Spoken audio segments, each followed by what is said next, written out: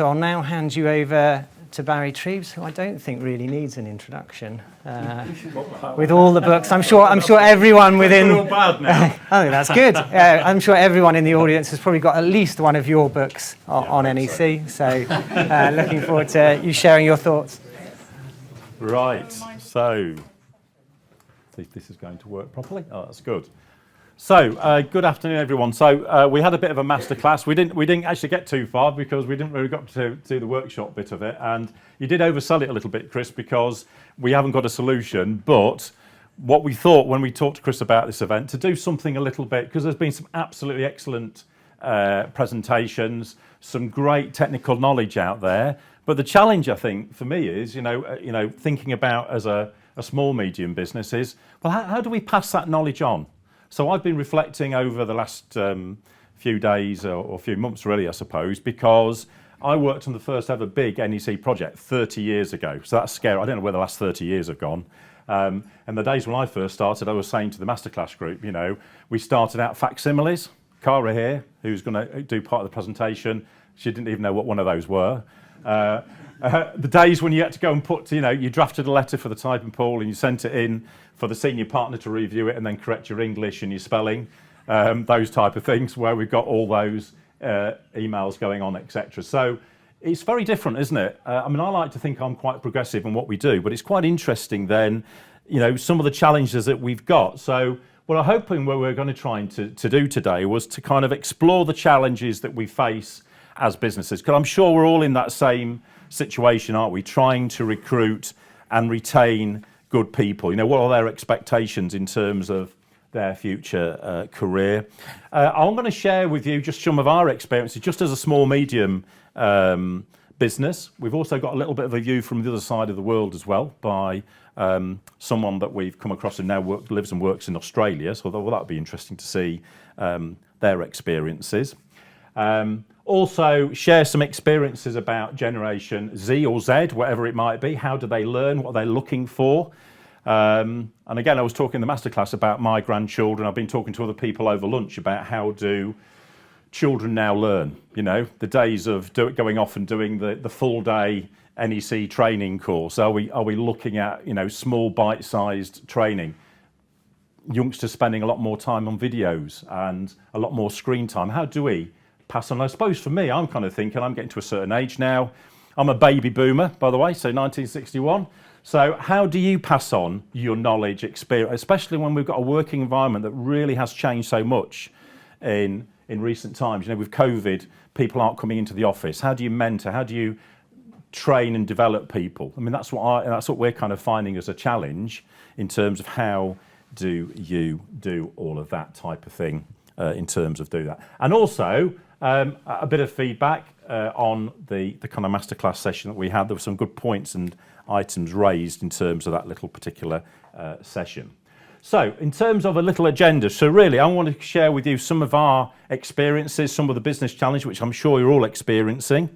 How do we train and develop that next generation of project managers, professional people in our industry? In terms of then also that kind of broader view. I had hoped to get a view from a bigger organisation, but they declined to give me any views on what that should be. But anyway, that's a different story. And a few of our own stories as well, effectively, just about, has the industry changed in terms of the way that people now come into the industry? Are we making enough of apprenticeships? Are we making enough of an effort in the industry to get people interested, involved in working in the construction industry? So we've got a couple of stories there. So Cara's going to give a little bit of a story about how she got into the industry. And then Tim's going to give a little bit of a story as well. And we've also tried to gather, we've got one or two apprenticeships that we have. So I think we're on our fourth apprentice now. And it's a great way, I think it's a great way, apprenticeships, a great way to study and, effectively earn at the same time and learn. And I think certainly that's the way we're thinking about having people who can get that kind of training, education. And also then think, well, how can we use tools like, what Built Intelligence have in terms of their training information, their training academy? How can we best do that? How do we have that structured approach? Because I kind of feel, as I say, I'm a baby boomer, and I kind of feel is there something missing in our industry about the way that I was trained? You know, doing the old-fashioned things, you know, in the good old days, doing bills of quantities and going out. Somebody mentioned a great point that was made actually in the session, the masterclass, about going out on site. I encourage all of our people to go out, go and have a look at what's going on. Don't hide behind a system. You know, the systems are great at helping you, like Fast Draft and the other systems are fantastic at helping you to manage your contracts. But there's nothing better than going having a look. Go and see what's going on in that project. You know, I think maybe far too many people hide behind those type of things. I'll say we'll have a quick look at the Generation Z characteristics. And I suppose the big question, I'm hoping that everybody can have a debate and discussion about is, how do we train the next generation of professionals? I mean, for me, how do I pass on my knowledge? I mean, I guess I rely on my knowledge in terms, I guess, a number of ways. Some of it's formal training. So I always encourage my team or invest in my team to go and have the 4-day NEC accreditation course. They obviously get mentoring from me. We've also got the BI Academy as well, because that has a far broader spectrum of lots of things, more than just NEC. You've got JCT, you've got FIDIT, you've got health and safety. There's a really broad spectrum of things rather than just the narrow. I mean, you can gather we probably specialise a lot on NEC contracts, but there's a bigger world out there of information, the legal side of things as well. And I think that's the diversity has really come out, hasn't it, of what we've had today in terms of those sessions. I mean, and just coming back to those sessions, I mean, William made some great points. You know, for me, I'm a contract. I'm never going to be a lawyer. I see my job is trying to train my team, advising clients to try and stop those things that William was mentioning. How do we stop that? And again, that statistic that William didn't surprise me. I was talking to him over lunch. I remember I did my fellowship for the Institute of Civil Engineers, and I said in that I don't think that contracts were well administered, and that's going back to the late 90s when I did that, and it's still the case. So it's a bit sad, isn't it, that we've got to invest in people, and are we going to be able to change that? And maybe that's something to do with, you know, knowledge and information that we've got. So, and so I'm hoping we'll get some feedback in that summit. So I want to try and move on quickly to get to that. So, in terms of moving on to, you know, business, does that all come up? Business challenges, you know, finding and attracting resources. I think for the last year or so, we have been looking to try and attract, as a small, medium business, how do we attract people? You know, you go to the bigger companies, they've obviously got, you know, many of them have got very good training programs and education programs. You're a smaller business, you know, we invest what we can in trying to attract. It's simply, I've got written here, it's a nightmare. It's a nightmare to attract. Even if you get somebody who's going to come to you, the likelihood is, I was saying that, you know, we've got somebody we know, another practice in London, they've had 3 people who are going to join them this year already. None of them turned up because they'd all been gazumped by another company at that point. So how do we do that? Retaining resources, you know, what are we going to need to do differently? I suppose we want to give people challenging, interesting projects to work on. So that can be a little bit of a challenge as a small business. Maybe as a small business, we're quite lucky because I've been around the industry a number of years. We do get opportunities to work on some really interesting projects and that type of thing. So it's difficult, isn't it, to retaining those resources. Developing the resources, as I said, that investment. What does that investment look like? What is a path? What is the kind of structure of that pathway to do that? Or, you know, we always used to have this thing, didn't we, years ago, that we were just doing training for training's sake. You know, it's got to be relevant and necessary, hasn't it? So maybe it's a mix, a package of different things that we need to do. Hybrid working. Again, in the masterclass, I was mentioning, you know, one organisation, I know their hybrid working is to go into the office one day a month. It wouldn't work for me as a small, medium business because I can only pass on knowledge by getting people to work with me. You lose something, don't you? You lose something, I think, by just, you know, doing it virtually. And I was reading about Meta. If you to believe Meta, apparently, you know, in a few years, don't bother having laptops. You just have these virtual reality goggles. And I don't know how that works, but anyway, I mean, maybe in future years it'll all be virtual reality, will it, Chris? I don't know. But I would hate the idea that we lose that human touch. You know, having conferences like this, talking to people is important. And as I say, as business leaders, you know, maybe a number of us are kind of baby boomers, aren't we, effectively, and maybe the way we think about things. And that's why I thought it'd be good today to get the views of Cara and Tim about the future. You know, I was brought up in a certain way. I guess we've got certain values of that age group. But the future is coming, and that whole point about facsimiles and partners tracking that, the information you had, or I think again I said in that masterclass, I think that first ever master bill system, you spent all day writing what we called rogues and the BQs and a big ring. Somebody put them in all day long, yeah? You switched it on at 5 o'clock in the evening. You hoped by the morning it sorted it all out. And now everything's instant, isn't it, in terms of the way that things work. So I'm just thinking, if that's how much change we have, mobile phones, laptops, the pace of change, if that's probably going to accelerate in the next 5, 10, 20, 30 years, and if we look in 30 years' time, how are we going to be? AI, of course. AI is the next best thing, isn't it? I do some of the ICE training. I'm horrified if you get, what's it called? Chat GPT, is it? Yeah. You can have you ever tried that? You can put in, if you want an essay, you can put it in, it'll give you an essay instantly. Might be wrong. I think you did an experiment with Tim, didn't you? The fact that he was supposed to be NEC 4 and it came with NEC 3 terminology was there, but anyway. But it's scary, isn't it? But again, but are people learning? People aren't learning from that, though, are they? How do you stop that? How do you stop that? Is it because you move away from, a lot of the institutions had written papers? I mean, a lot of the institutions are moving now to these multiple choice questions to deal with those things. How do you actually know or develop people are learning? So I suppose the other thing, so diversity. So I guess this is the other thing that I guess I've thought about in recent years. So you look at all of that. So you can see up there, we've got a beautician, travel agent manager, degree in biology, degree in geography, apprenticeship, sixth form IT project manager. And what I found is that because we find it difficult to recruit people, and we've got a very young team, so we've kind of taken, it's a bit like, I suppose, Alex Ferguson when he had his Manchester United team, he's kind of invested in youth, I suppose, in terms of developing the future. But it's interesting that those different degrees have very transferable skills. So the diversity of those people in terms of coming into the business, certainly that's one thing we're looking at. And I think that we've probably only got, I think maybe Cara's the only person that's come from more of a traditional route, to be honest with you, because we've had to look broader. I mean, several years ago when I worked with a company called Needleman's, we actually had a whole group of accountants who did an accountancy degree and then transferred into effectively doing commercial management and project management. So that whole diversity, and I tell you what, it actually brings benefits. I'll tell you what, it's fantastic having an ex-travel agent working as your business administrator. I don't have to worry about booking hotels or anything like that anymore. It's fantastic. It's brilliant, that type of thing. Having an IT project manager, that's great as well, because it's great to have, you get a problem with your IT.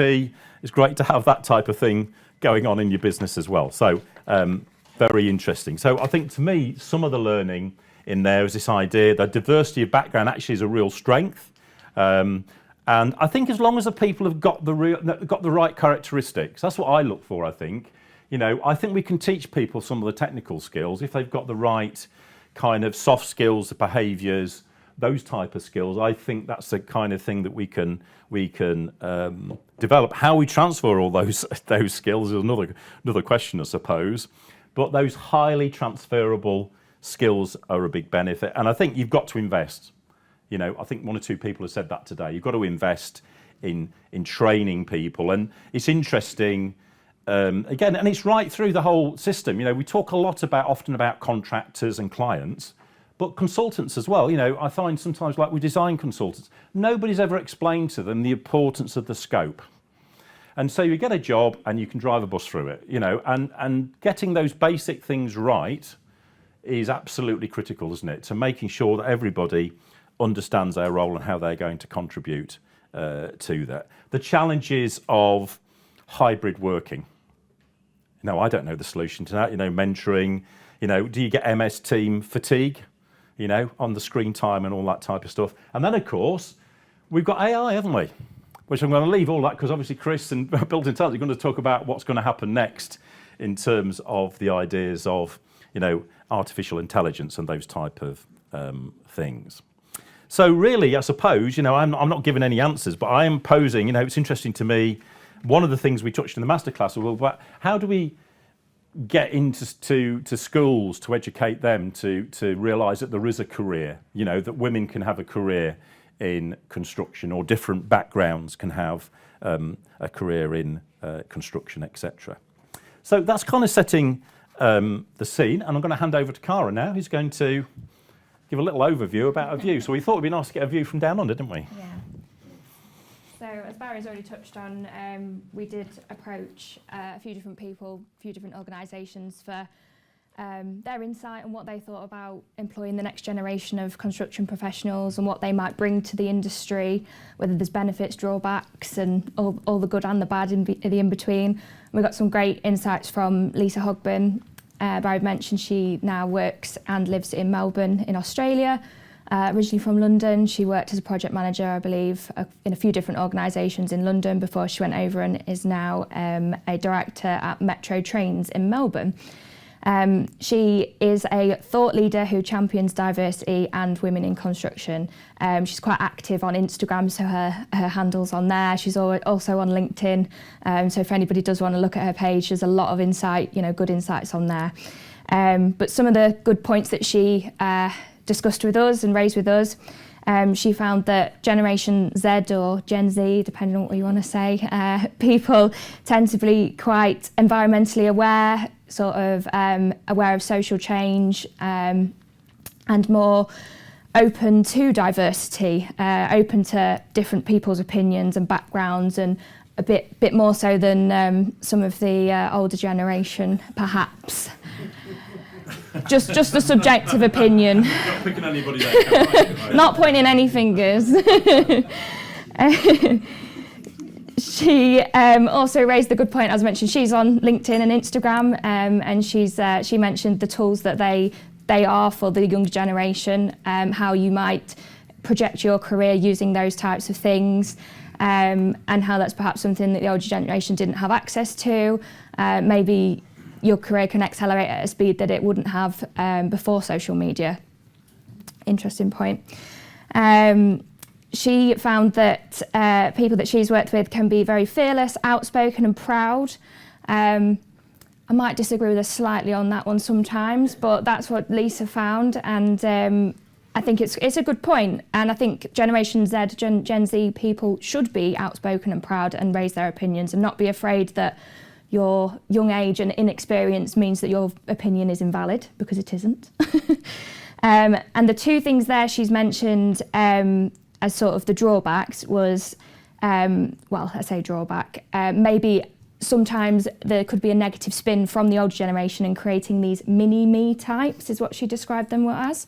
And what she meant by that was people coming into the industry, being taken under the wing by somebody who's been in the industry a very long time, and perhaps picking up on the not so good outlook that they might have on certain things, and emulating their behaviours and opinions instead of creating their own. And also that sometimes you might say that the older generation may be slightly inflexible and set in their ways. And I would say that's probably quite a key characteristic of the construction industry itself as well, in general, quite resistant to change. And hopefully Generation Z will push that forward for the industry, let's hope. So that good quote there at the bottom there, we need to let the fresh thinking in and let it spread. So. Now a little bit about me, my path in the construction industry. So I studied at sixth form, didn't know what I wanted to do with my life, had no idea. Apart from a week's work experience at Mott MacDonald that I did when I was 14 years old, thanks to Barry.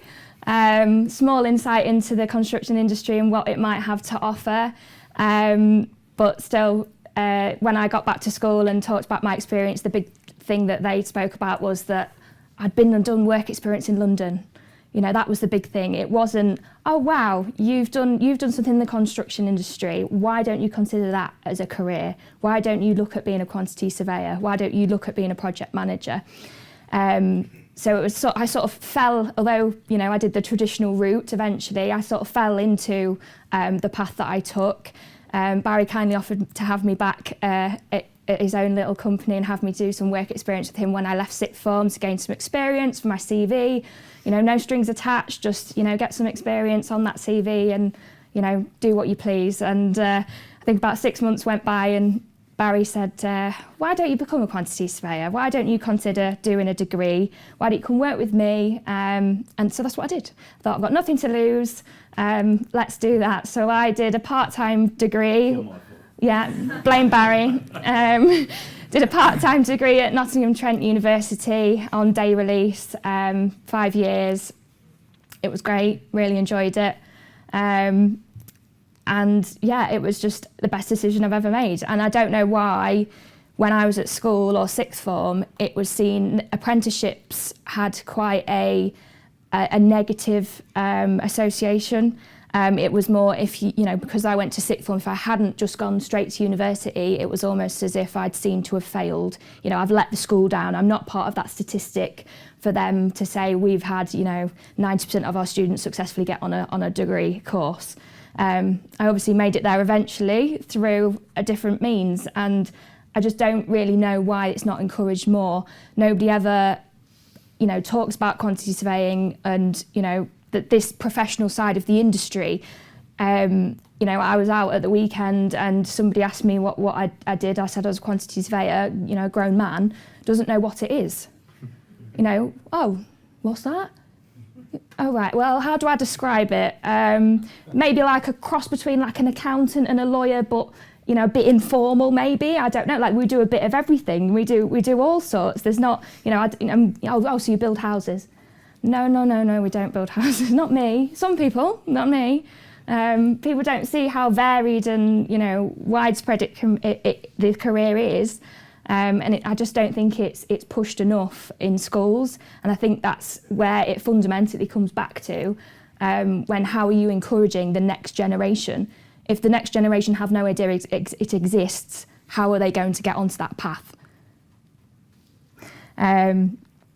So yeah, that's where I think it comes back to, is fundamentally at schools, really, more than anything, and seeing people in the industry and taking that forward. I think that kind of draws to an end my story. So if Tim wants to give his different view and opinion.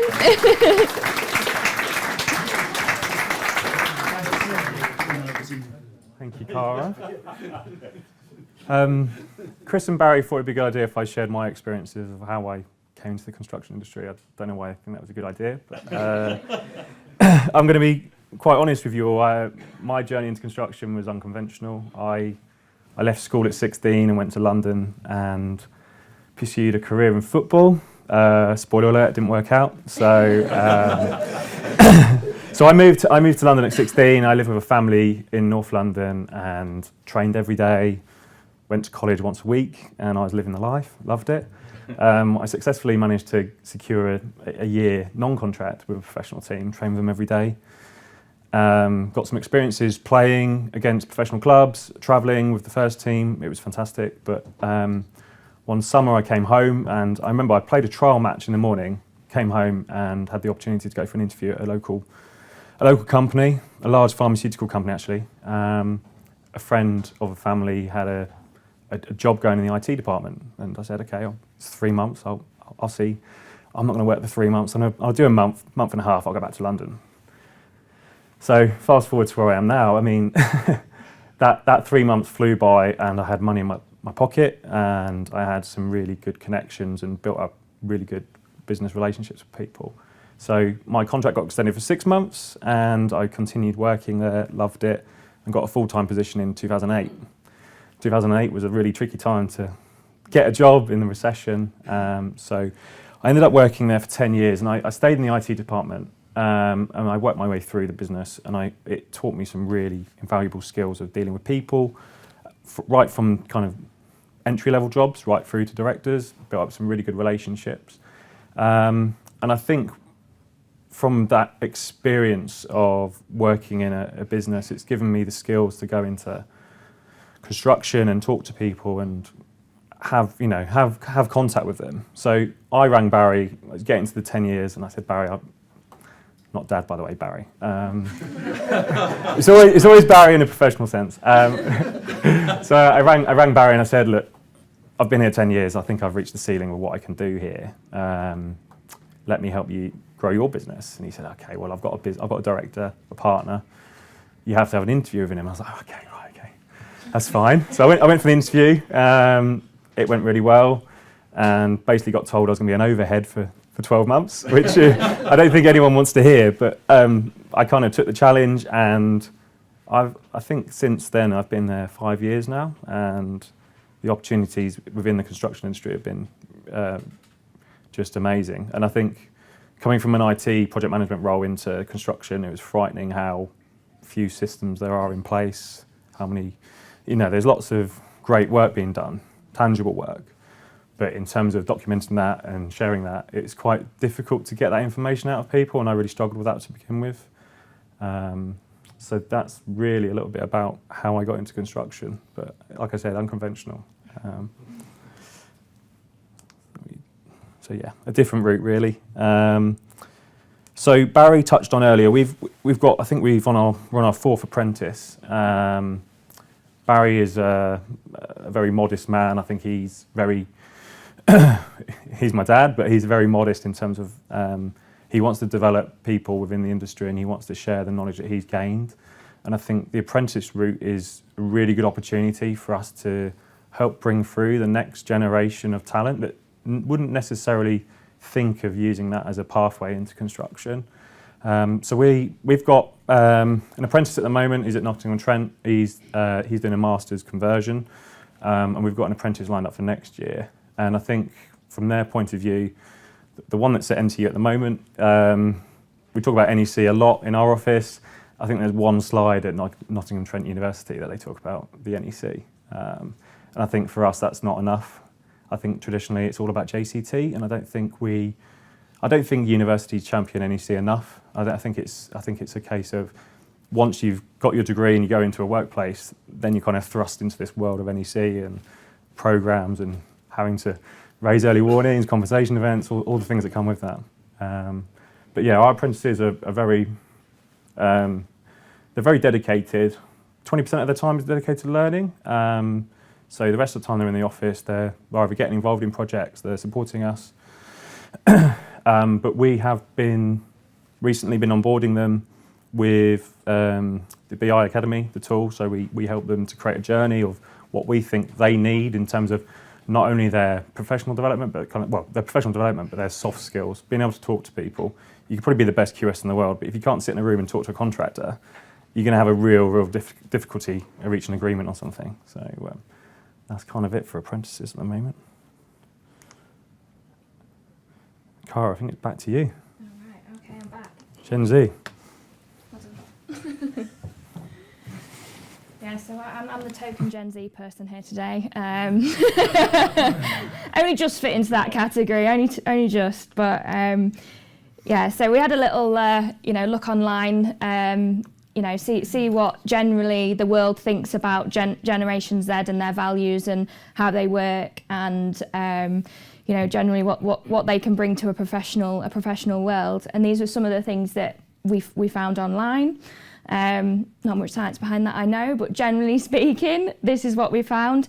Broad innovative thinking, adaptive to technological changes. So obviously, my generation, we've been brought up with, like Barry touched on earlier, your laptops, your phones, all that kind of stuff. So I guess we may be a bit more flexible and adaptive when even newer technologies come out.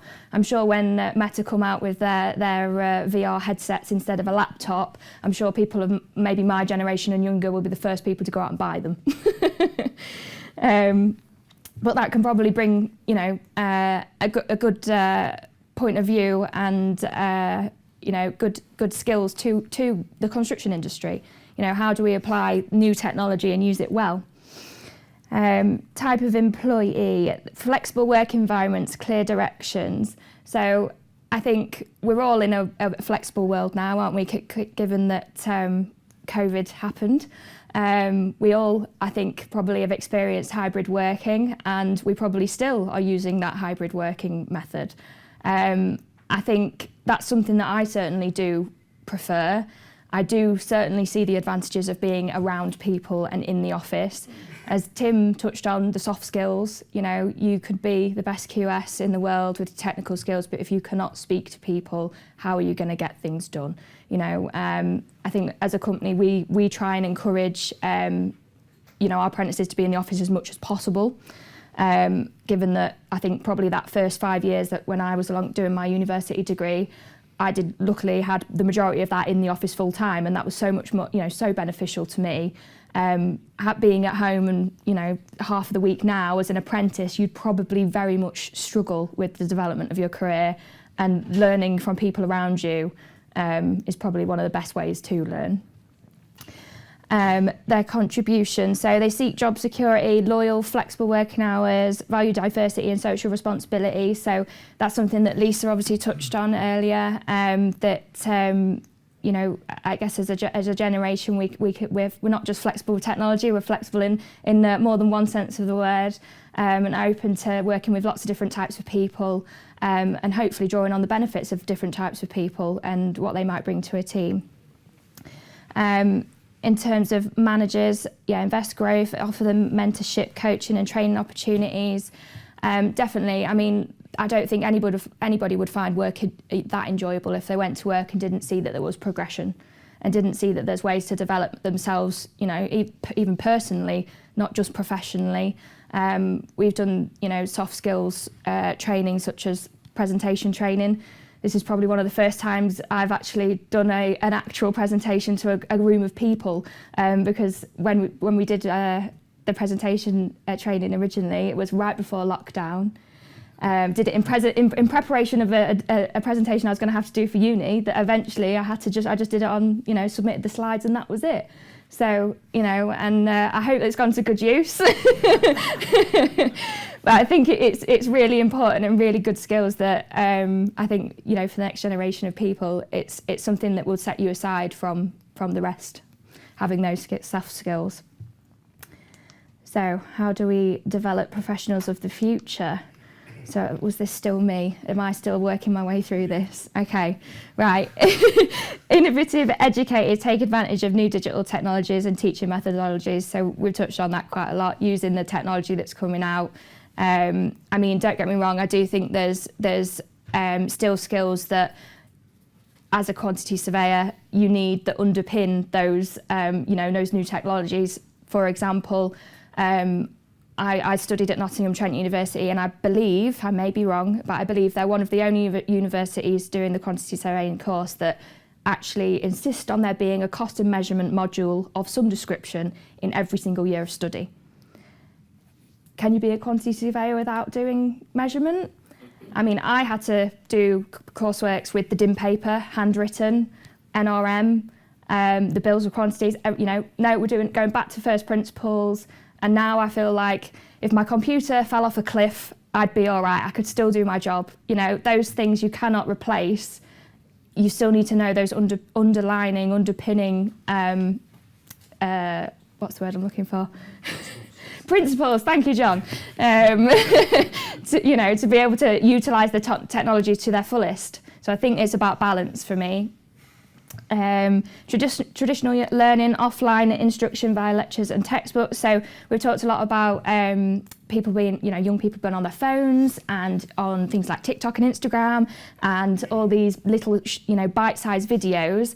I think they do have a place for educating young people. I mean, I often find myself getting a bit carried away looking at videos online, and why not there be some, you know, educational construction, quantity surveying themed videos within that? I don't see them at the moment, but one day. But I don't think we can move away from, you know, completely the classroom environment. I think it has to be a flexible approach, but it's something to consider as to, you know, how people change and their learning styles change. So some statistics on how they learn. So it does actually say 51% learn by doing, I believe. Yeah, I can see that on here. So I guess that goes in favour of my apprenticeship route, really, doesn't it?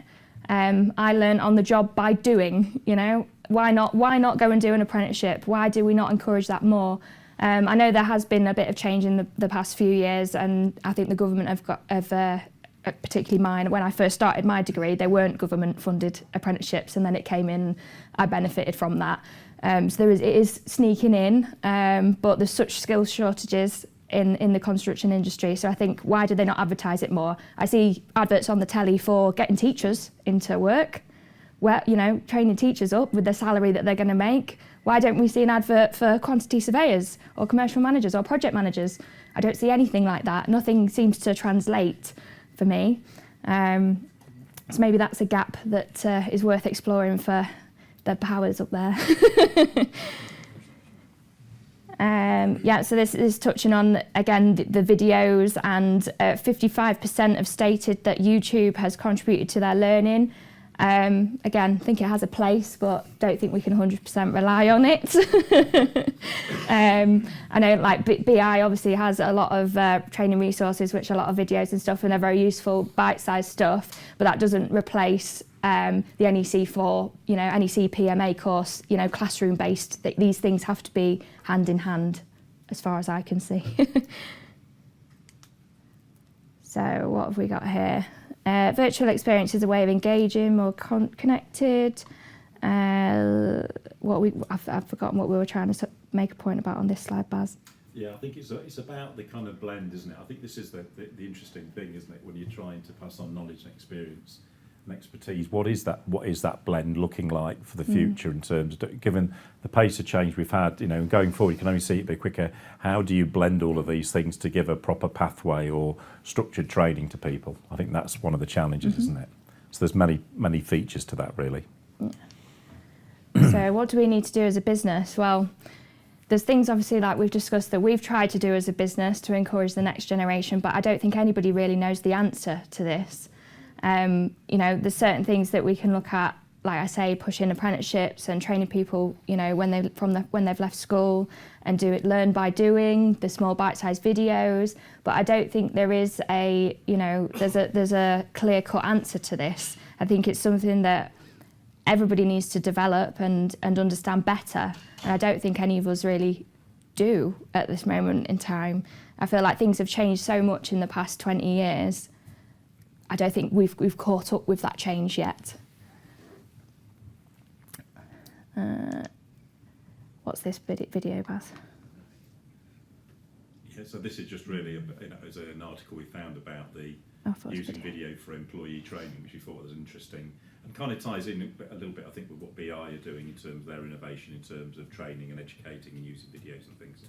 It was an interesting thing to see, very much an exploration for us about, well, how could we use that? How could we use videos in terms of our structured training? You know, how can we do that? Okay. Right, Tim, I think I'm handing back to you now.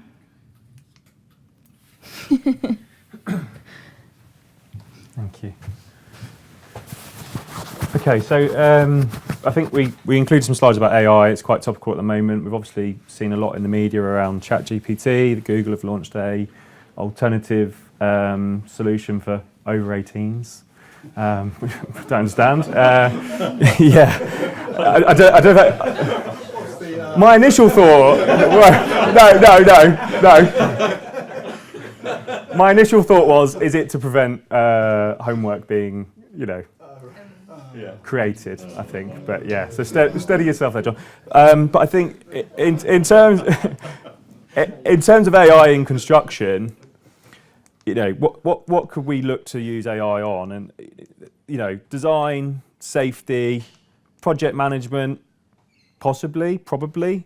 I think it's an unknown at the moment. I think there's, you know, much with the systems. You still need that human element. You need that human touch to validate things and make sure that things are going to work. I think almost the design element, kind of BIM probably covers most of that. It's not so automated, but it does show you clashes on designs, etc., and it creates that it creates that view for you holistically.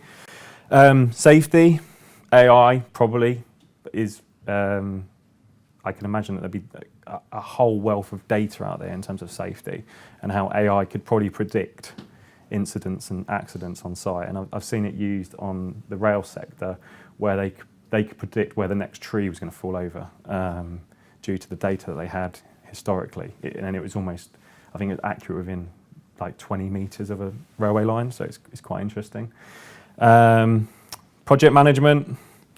As an NEC4 project manager, I don't know how I feel about that. I can certainly see tools developed that could aid project management. I don't think it would ever be able to replace that role. I'm saying that hopefully. What have we got here? So how to use AI. So educate yourself and your team on AI. Make sure you understand what AI is. Dispel misconceptions about AI, share your knowledge of AI. Taking the first step, so start with a small pilot project, trial it, see how it goes. If you don't like it, carry on as you were, you haven't lost anything. Select the right partner, collaborator, and just find a way of trying to implement some. I think AI is all about driving efficiencies, isn't it? But we don't want to also lose the learning that we get from doing things manually. Test. So always test our AI before we thoroughly use it. And I think Chris and Adrian are going to touch on AI in the next session, so I'll leave all the solutions to Chris.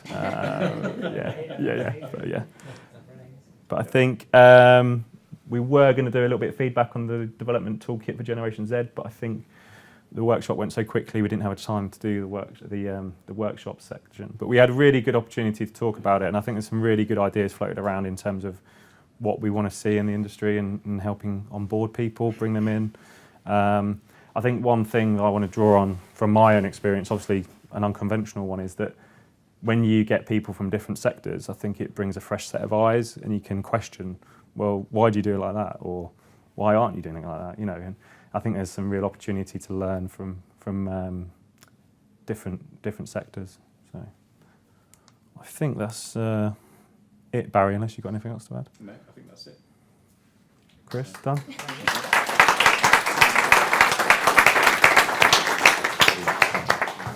Thanks, Tim, Barry, Cara. I think that was a real inspiration, in fact, and there's a lot. I certainly feel there's a lot of parallels with our business. I think we really struggle to find the right sort of talent, and I think your approach of looking for people with the right communication skills and behaviour skills, I think, is spot on. We're taking people on next week from the retail sector, but I think they'll fit in brilliantly with our business and our ethos, and I think they've got great communication skills, which I think we'd have really struggled to find in the existing talent pool. So full credit to you to the way you're tackling this. I dread to think of the idea of standing up in front of a room like this when I started my career back in the construction industry, and I wince as well at some of the masculine behaviours that were in the industry 30, 40 years ago. So it's come away, but it's still got a long way to go. I guess just touching on some of the themes that you spoke about, and I know Tom mentioned it earlier today, we have a collaborative model where we're working with a number of industry experts, a lot of the speakers that have stood up today and sort of shared their knowledge in NEC. We have also extended that collaborative model. So, for example, we've done some webinars recently with some leading lights from some of the bigger consultancy practices, some really bright young talent, looking at either how they've gone through things like the RICS APC program. And I think that's really invaluable. I think the fact that you're looking for stuff on YouTube to expand your knowledge, I think, is typical of actually the next generation. So I think I'd remind everyone we have this collaborative model where we sort of see it as a two-way process. So, for example, we've recently done collaborations with Morgan Sindall, Wilmot Dixon, where they've had training challenges and we've worked with them. We've digitised a program where they've got a sort of grey-haired boffin, someone like myself, who's frantically or like John Broom, who's frantically running around a business. Morgan Sindall, it was trying to train QSs on planning, so planning for non-planners. We helped them digitise that. It saved them their hair, I guess, because they don't have to run down the business. They've got e-learning courses. Again, we've done similar sort of things with Wilmot Dixon. So, if Barry and Cara's stories really resonated with you and you've got young talent in your business and you'd like to showcase their story, then we'd be more than happy to collaborate with you. We know those sort of stories are really invaluable to our users because they're really authentic and they're valuable from a learning point of view. So yeah, a big round of applause to these guys for their presentation. And again, yeah, if it resonates with you, you'd like to get involved in maybe helping develop that sort of toolkit for finding new talent in the business, we'd be happy to support it as well.